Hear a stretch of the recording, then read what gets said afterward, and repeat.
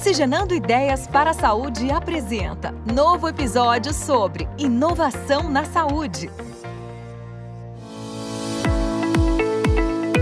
Olá, seja muito bem-vindo ao podcast Oxigenando Ideias para a Saúde. Eu sou Eduardo Mangione, CEO da ePharma, e convido você para se conectar às tendências e novidades junto aos protagonistas que estão transformando o mercado de saúde no Brasil.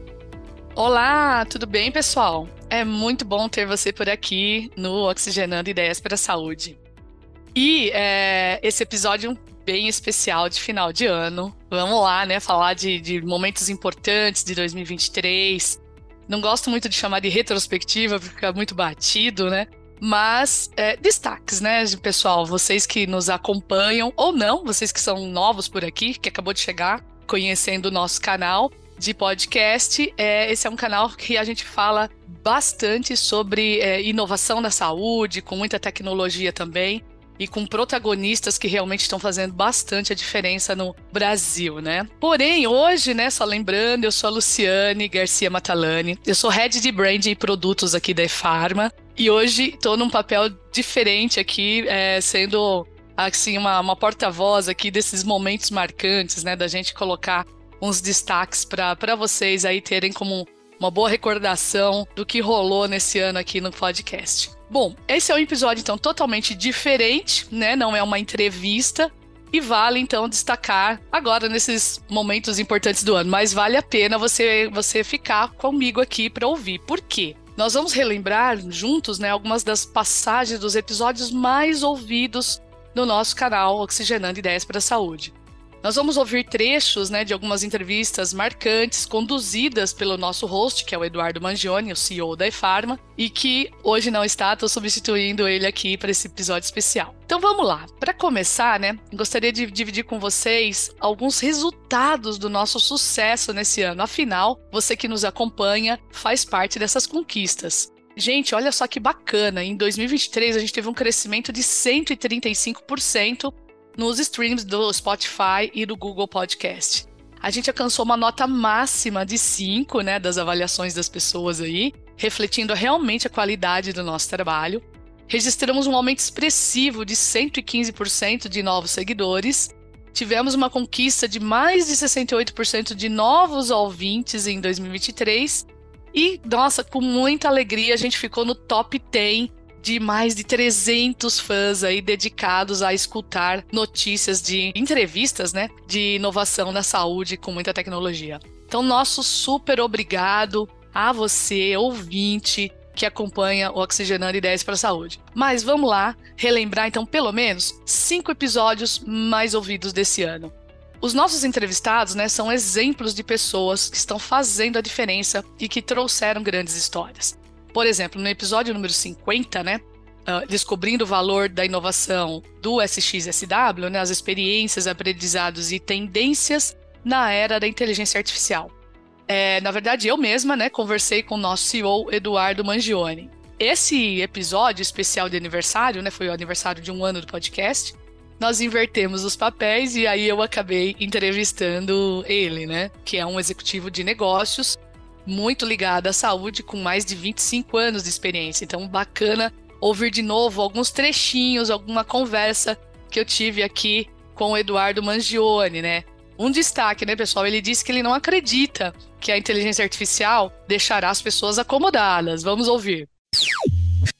O que tem da inteligência artificial que é benéfico? Ela vai tirar as tarefas repetitivas, mecânicas, operacionais que o ser humano tem hoje, né, e nas suas múltiplas facetas, né? Então, olhando um varejo, olhando uma pessoa que trabalha no escritório, que faz um Excel, que faz um relatório, que faz tudo que é repetitivo, tudo que é mecânico, a gente pode delegar facilmente para uma ferramenta dessas, né? Com muita segurança. Então, aí a gente pode esperar eficiência de tempo, ganho de quer dizer, muito menos erros, né, em relatórios, em reportes que a gente recebe, etc. Então, isso pode liberar tempo, né? E pode e deve liberar o tempo de muita gente. Sim, sim. O que fazer com esse tempo, para mim, é a questão mais chave. Porque que de fato vai acontecer, de fato vai liberar. Parte da população vai querer se acomodar, né? Provavelmente vai utilizar todas as ferramentas ao seu favor para que ela possa ter mais tempo livre, fazer mais coisas, né, para ela, etc. E vão ter as pessoas que vão querer usar isso, serem mais produtivas, aprenderem coisas novas, novos skills, né, novas ferramentas, etc. Bom, bacana, né? Você viu que o Eduardo fala bastante sobre essas novas ferramentas e só vem para realmente empoderar aqui mais ainda o nosso trabalho. Mas ele também destaca, né, que muitas empresas e pessoas podem demorar a adotar essas ferramentas de IA. E se elas demorarem muito, né, gente? Hoje a gente já está falando não mais em conhecimento, mas na prática. Então, realmente, a prática é muito importante. Senão, podem ficar para trás. Vamos ouvir? O que é importante, né, da incorporação de inteligência artificial, na minha visão, né, agora voltando do South by Southwest, não tem como escapar. Né? As empresas e as pessoas que demorarem vão perder vantagem competitiva. Isso é um fato. Tá? Então, é uma corrida? Sim, é uma corrida. Na corrida, a gente tem que tentar sair na frente. Né? E aqui tem alguns aspectos. Né? Tem a incorporação de ferramentas de inteligência artificial dentro da companhia, né? Para a gente ser mais produtivo, para a gente ter mais eficiência em tudo que a gente faz, para a gente estar atualizado com as novidades, incorporar essas novidades nos nossos produtos, né, nossos serviços. Bacana, bacana. Bom, outro ponto alto do nosso Oxigenando Ideias para a Saúde esse ano, gente, foi falar de burnout, saúde digital. Também como é que a tecnologia pode realmente ajudar a evitar esse esgotamento profissional, né?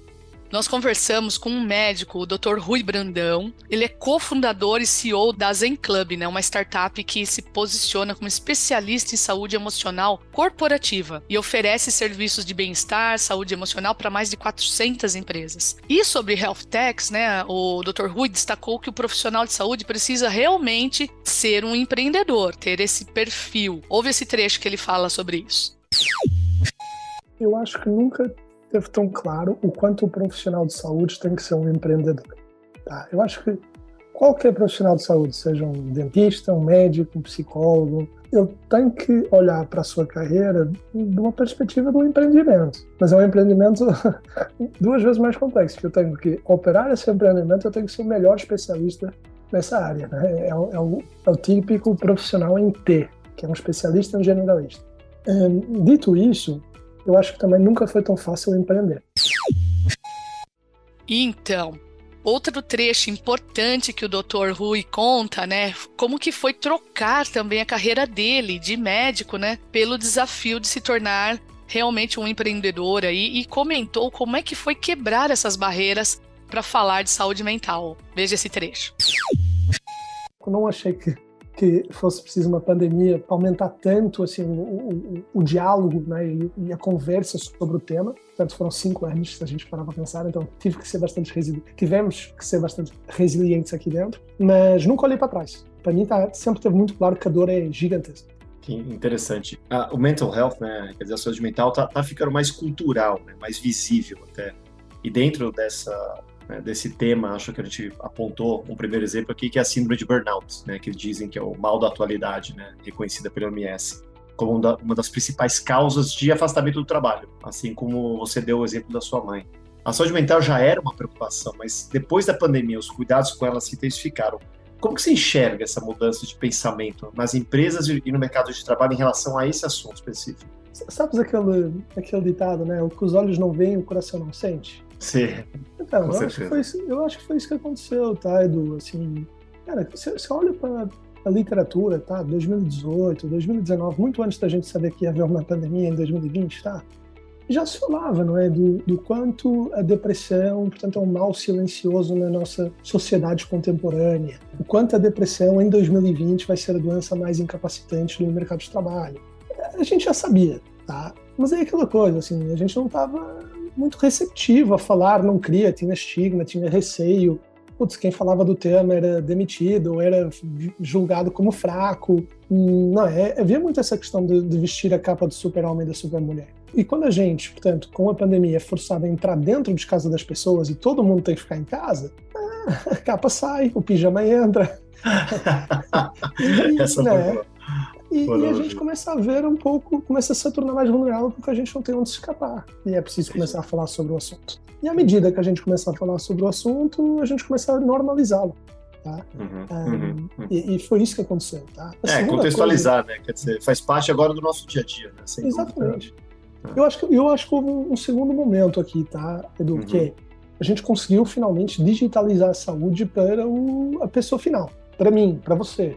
Eu acho que havia um certo tamanho. A gente lidava com dois preconceitos antes da pandemia, que era saúde mental e era saúde digital. As pessoas ainda achavam que era obrigatório ir fisicamente a um consultório, um hospital, uma clínica para ter bom serviço de saúde. E não é verdade. E quando você consegue digitalizar, você consegue, portanto, quebrar barreiras como o anonimato, no nosso caso de saúde mental. Você está em casa, ninguém precisa de saber o que você está fazendo. Segundo, você traz uma prontidão maior. Poxa, eu consigo fazer uma consulta agora? Agora eu estou num momento não é mais frágil, eu preciso. Então não é aquela coisa de pensar na jornada difícil que vai ser. Não, existe esse certo imediatismo. Um terceiro ponto, né, de conforto mesmo. Eu estou no lugar mais seguro que eu conheço. Então você, com a saúde digital, você também começa a quebrar esse preconceito de, poxa, eu posso me servir de saúde de forma mais barata, de forma mais confortável, mais acessível, e eu posso, portanto, me permitir cuidar de mim. E acho que isso também foi algo que começou a acontecer, tá? Legal. Agora nós vamos dar um salto no assunto aqui, nós vamos para o episódio 30, onde a gente fez uma pergunta bem provocativa mesmo, será que o fim das health techs está chegando, né? O que está acontecendo com esse mercado, né? E aí a gente teve uma conversa muito interessante, com muitos dados, com o Gustavo Araújo. Ele é cofundador da Distrito, né? Uma plataforma líder em transformação de pessoas e empresas. Ele falou também como é que ele enxerga esse momento das startups no Brasil, em especial as health techs, ou seja, o setor da saúde. Ouça! A gente está vivendo um momento parecido com o que foi, né, há 10 anos atrás o mercado de fintechs, né? Então, a gente tinha lá em 2012, enfim, 2/3 da população brasileira sem acesso, né, a serviços financeiros. Quem tinha acesso tinha um rating ali, uma avaliação ruim do serviço que tinha. E, passada uma década, a gente teve um mercado que se abriu, várias fintechs, modelos diferentes que entraram, né, e uma inclusão financeira que foi brutal. Então, hoje a gente tem aí 10% só da população sem acesso, né? Então, a gente incluiu aí milhões e milhões de brasileiros no serviço financeiro. E a gente vê uma oportunidade similar em saúde. Então, a gente tem hoje exatos 2/3 também da população sem acesso a um serviço de saúde, né, privado. De maneira geral, né, a gente não tem boas avaliações do serviço, assim, a população, de maneira geral, faz o rating ruim, enfim, do serviço que tem. E a gente está tendo agora um investimento muito grande em startups de saúde, em tecnologia para a saúde. Né? Então, a gente está falando aqui de prontuários eletrônicos, de prescrição de medicamento eletrônica, de telemedicina, de plataformas de marketplace que estão dando acesso a mais pessoas, né, à saúde particular, a preços muito mais baixos. Então, são vários modelos de negócio e tecnologias que estão entrando, que só recentemente, né, começaram a receber dinheiro de verdade. Então, a gente teve aí, no ano passado, mais de 2,5 bilhões de reais investidos em startups de saúde. E na nossa concepção aqui no Distrito, né, a gente vê que é o dado que faltava para mostrar que realmente agora a gente tem um mercado que começa a aplicar esse investimento recebido para construir produtos e serviços e destravar essa inovação na saúde, destravar esse potencial que a gente tem de incluir 2/3 da população em serviços privados aí, mais acessíveis de saúde. Então a gente está vivendo aí o comecinho de um mercado muito próspero. Muito empreendedor que inclusive fez fintech e já vendeu a sua fintech, está agora tá de olho, querendo montar uma startup de saúde, exatamente. Bom, o Gustavo também disse que o setor da saúde precisa de políticas próprias, né? E que tenha uma pró-inovação para realmente avançar em direção a uma visão única para realmente criar um ecossistema. Veja só o que ele fala. Existe uma dor muito grande hoje na saúde, que é justamente a questão dos dados, né? Então, assim, os players, a iniciativa privada, eles represam valor dentro das empresas né, se o dado está dentro do teu negócio e não está no teu concorrente. Então, se não é o regulador uma instância superior aos players privados, né, quem vai criar um protocolo único de interoperabilidade, que vai dar o poder do dado por paciente, a iniciativa privada dificilmente vai chegar num acordo para isso. Legal. Bacana, né? A visão do Gustavo aí. E aí, gente, a gente vai falar também de uma parte muito importante no Brasil, que é o atendimento primário. Então, no episódio 24, né, o título era Disrupção do Atendimento Primário, o Eduardo conversou com o Ricardo Marciliano. O Ricardo é um importante gestor de saúde, né, e cofundador da Livre Saúde, uma empresa que promete realmente revolucionar o acesso aos planos de saúde, realmente popularizar um pouco mais e facilitar esse acesso, né? O Ricardo falou bastante sobre a importância de se ter foco, definir o que se quer e não abrir mão do resultado, quantas vezes for necessário. Então, o conselho, Edu, é começar. Não tenha medo de errar, porque faz parte do processo de aprendizagem. Não se preocupe em ter todas as respostas no início de cada projeto, porque ninguém tem todas as respostas no início. Mas acredite, elas virão no tempo certo. E o mais importante é a persistência. O sucesso, ele é inevitável aos que não desistem, mesmo que isso represente recomeçar várias vezes. Bom, outro destaque, né, ele fez para os maiores desafios de como prestar um bom atendimento aos pacientes e acelerar esse crescimento do setor. Eu acho que a maior dificuldade de todos nós, a maior é a mesma, ou seja, é conseguir incluir o máximo de pessoas a ter acesso à saúde suplementar, ou seja, tirar o máximo de pessoas da fila do SUS. Para você ter uma ideia, na última eleição de prefeito de São Paulo, se eu não me engano, saiu no Datafolha, na Folha de São Paulo, alguma coisa assim, nós tínhamos 150 mil pessoas na fila para fazer um exame, 900 mil pessoas na fila para fazer uma consulta. Na cidade de São Paulo, que é a cidade mais rica do país. Imagina o que sobra aí para o resto do país. Nós, enquanto executivos na Livre, nós queremos proporcionar o acesso à saúde de qualidade com valores mais acessíveis. Acho que esse é o grande desafio. É isso daí. Bom, gente, a gente não pode esquecer, né, o nosso episódio número 1, Decodificando a Inovação na Saúde. Realmente marcou a estreia do Oxigenando aqui nesse forma de conteúdo de podcast. O Eduardo, né, Mangione, conversou com a cientista doutora Jaqueline Góes de Jesus. Ela foi responsável pelo sequenciamento do genoma do novo coronavírus, né, no Brasil. A doutora destacou bastante a importância da divulgação dos resultados das pesquisas científicas para toda a sociedade. Ouça! Essa repercussão foi muito boa no Brasil, acho que abriu campo para a discussão de uma série de coisas que a gente não discutia, inclusive sobre o papel da ciência brasileira, a capacidade da ciência brasileira em produzir resultados, e aí a gente tem outros órgãos que entraram nesse processo e que estão muito em conhecimento, em voga agora, que eu acho que a própria Fiocruz foi muito beneficiada com essa história, o Instituto Butantan, que tem trazido ambos resultados incríveis para a sociedade, mas mais do que trazerem resultados incríveis, porque sempre trouxeram na realidade, eu acho que a divulgação desses resultados, a forma como as pessoas começaram a acompanhar a ciência, como se estivessem acompanhando um futebol, como se estivesse acompanhando um reality show, é que é o grande lance dessa história. Então, eu fiquei muito feliz, né? Na época, me senti desprivilegiada em alguns aspectos, porque fui criticada por muitos dos meus colegas e fiquei até um pouco preocupada de estar dando cara a essa nova era de se falar sobre ciência na TV, ou mesmo em ações como essas aqui, né, de participar de podcast e outras iniciativas. Mas hoje eu entendo que a gente precisa mesmo caminhar essa estrada, a gente tem que trazer para a sociedade um retorno, um resultado do que fazemos em laboratório, porque o que paga o nosso salário são os impostos das pessoas, né, e a gente não pode esquecer disso.